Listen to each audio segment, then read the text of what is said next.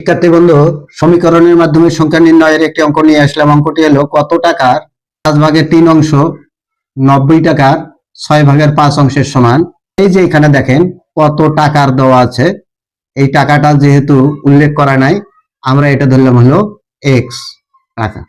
আমরা প্রশ্ন মতে লিখতে পারি এই হলো এক্স টাকা, এর মানে হলো গুণন 3/5 সমান হলো কত, এই হলো 90 টাকা, এর মানে হলো গুণন, এই হলো 5/6। এটা একবারে আমরা করতে পারি।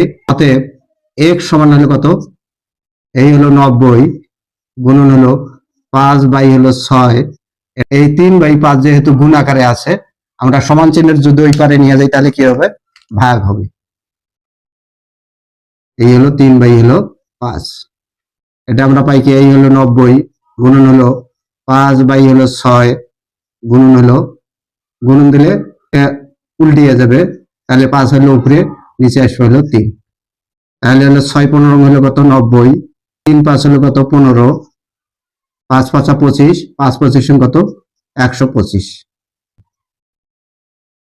আশা করি আপনারা বুঝতে পারছেন। তাহলে হলো ক নম্বর অ্যান্সার। তাহলে এই অঙ্কের অ্যান্সার কত, ক্যালকুলেশন করে সমাধান করো ভালো মতো। ধন্যবাদ।